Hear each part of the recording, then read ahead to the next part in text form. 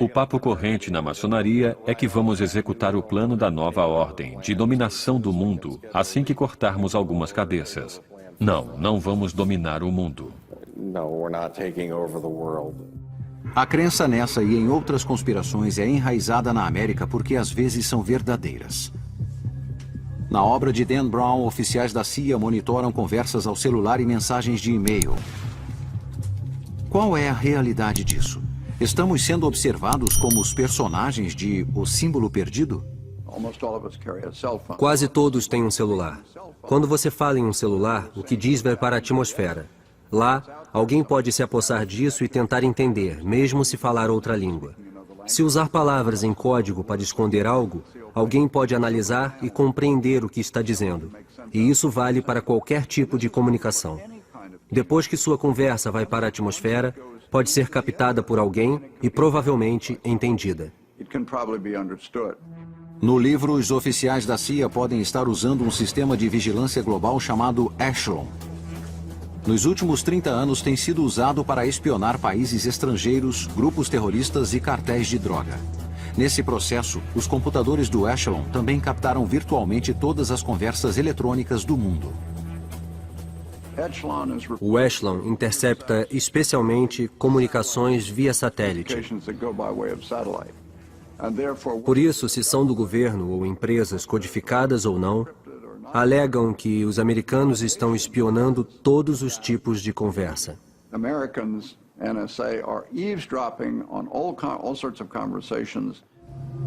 No passar dos anos, o sistema Echelon tem sido acusado de espionar não apenas os inimigos.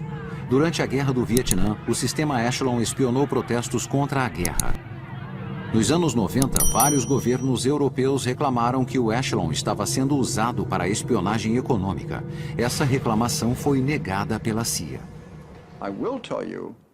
Eu afirmo que quando era ativo na agência, nunca nos mandaram nem aceitamos ordens para captar informações de empresas privadas com a finalidade de informar alguma empresa privada daqui.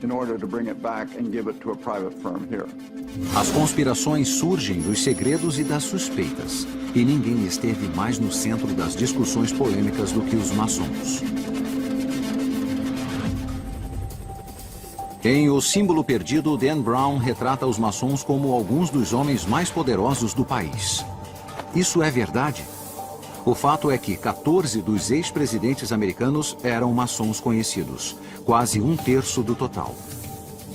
Além disso, pelo menos 35 dos membros da Suprema Corte, bem como incontáveis congressistas, se comprometeram a manter os juramentos maçônicos.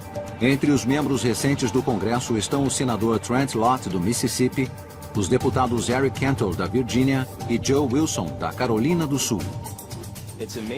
É impressionante o quanto a maçonaria afetou a história e quantos grandes nomes se envolveram como membros da fraternidade.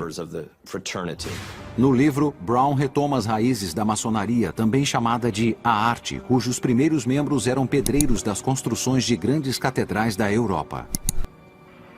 O que o livro não menciona é que para construir essas obras de arte arquitetônicas, os maçons precisavam conhecer os métodos científicos mais avançados da época, como a física, a geometria e a matemática. Essa ligação íntima, tanto com a religião quanto com o poder secular, possibilitaram aos maçons desenvolver uma perspectiva única. A maçonaria não está interessada em dogmas porque não é uma organização religiosa, não tem credo ou fé. É um meio de as pessoas que têm dogmas, credos ou fé se reunirem como seres humanos e irmãos. O grupo adotou como símbolos as ferramentas e a terminologia do seu ofício. O símbolo universal é composto de um compasso e um esquadro. Os membros são considerados aprendizes ou mestres. As reuniões são realizadas em lojas, palavra originada das construções temporárias que os pedreiros faziam em seus locais de trabalho. No livro, o professor é levado ao memorial maçônico a George Washington. Esse lugar existe? Sim, é um edifício de 101 metros de altura construído em Alexandria, Virgínia. Foi construído nos anos 20 para homenagear George Washington, que era o mestre maçom da loja local. No livro, o professor Landon iguala os maçons a uma corporação moderna, pois ambos ocultam seus métodos e rituais secretos. A maçonaria não é uma sociedade secreta, é uma sociedade com segredos. Se todos conhecessem os apertos de mão e as palavras secretas, poderiam tirar vantagem da fraternidade. E isso tem prejudicado o grupo há mais de 200 anos. No livro, Brown afirma que muitos dos pais fundadores dos Estados Unidos eram da maçonaria. Brown está correto. Esses homens e seus ancestrais vieram da Europa, onde a sociedade fora destruída pela guerra religiosa. Estavam determinados a não cometer os mesmos erros no novo país. Para muitos dos fundadores, a maçonaria era uma parte importante de sua vida, uma continuação dos ideais de iluminação. Foi a Era da Razão. Era crucial tirar a sociedade dos tempos antigos e colocá-la no que pensavam ser um caminho melhor para o futuro. Hoje, nos Estados Unidos, considera-se a liberdade de expressão como a pedra angular da Constituição, mas no século XVIII tal afirmação poderia causar a morte. Isso obrigou os maçons a se reunirem secretamente em tabernas e porões. Maçons falando em democracia, autodeterminação e liberdade de expressão poderia ser considerado uma ameaça à aristocracia, ao poder da igreja. O livro mostra que os pais fundadores pretendiam estabelecer um novo país sob os princípios dos avanços científicos, não dos dogmas religiosos. Isso também é verdade. Mas a maioria desses homens era deísta, como o romance descreve? As crenças religiosas dos fundadores eram geralmente deístas. Eles acreditavam que havia um Deus, mas não precisavam necessariamente adotar nenhuma religião. É por isso que, segundo o romance, foi criado um dos princípios básicos americanos: a separação entre a Igreja e o Estado. O livro também menciona que a busca por uma nova sociedade iluminada pelos maçons não foi tarefa fácil. Outros grupos, como os Cavaleiros Templários e os Rosa Cruzes, tinham ideias semelhantes, mas foram esmagados por grupos religiosos poderosos. O livro também comenta que durante séculos na Europa, líderes poderosos da igreja afirmavam falar em nome de Deus e exigiam adesão aos seus princípios e crenças. Grandes cientistas e pensadores como Isaac Newton e Leonardo da Vinci foram forçados a esconder seus trabalhos ou seriam rotulados como hereges. Isso é verdade. Os que discutiram várias teorias científicas, como o que acontece fora do nosso planeta, perderam suas vidas. Alguns deles foram queimados. O romance também acerta quando mostra que os maçons rejeitam dogmas religiosos. Só é preciso acreditar em um poder supremo, não em um Deus específico. A maçonaria incentiva o homem e sua fé, mas não que o homem imponha sua fé aos outros. Eles dizem basicamente o que os fundamentalistas odeiam, que há vários caminhos para se chegar no mesmo lugar. Essa ameaça se tornou realidade quando a Declaração da Independência foi assinada em 1776. Ao declarar a independência, esses homens arriscaram tudo por um novo conceito chamado liberdade. O sonho havia se tornado realidade. E em 1787, muitos dos princípios básicos maçônicos se integraram à Constituição dos Estados Unidos. Brown afirma que metade dos que assinaram a Constituição era maçom.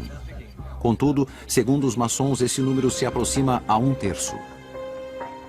O símbolo perdido trata do papel da maçonaria na fundação do sonho americano, mas não explica que a influência maçônica teve grandes efeitos além da política.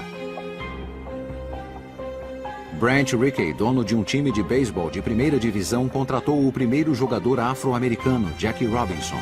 Um ícone da literatura, Mark Twain, escreveu Tom Sawyer e Huckleberry Finn, e John Glenn foi o primeiro americano a orbitar a Terra.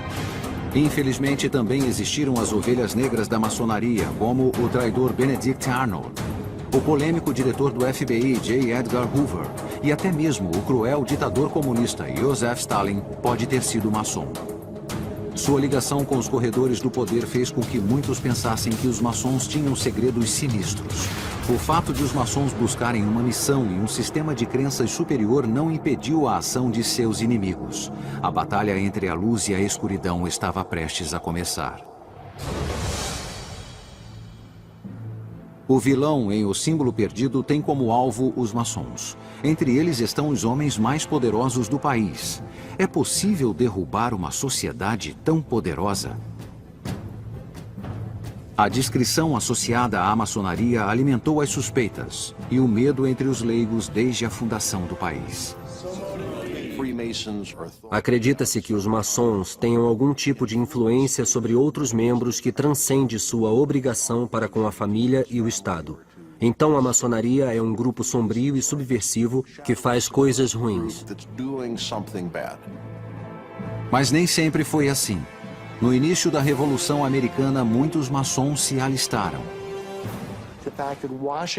O fato de a maçonaria ser importante na vida de Washington, de ele ter assentado a pedra angular do Capitólio como maçom, chamou muita atenção para a maçonaria e a tornou muito popular.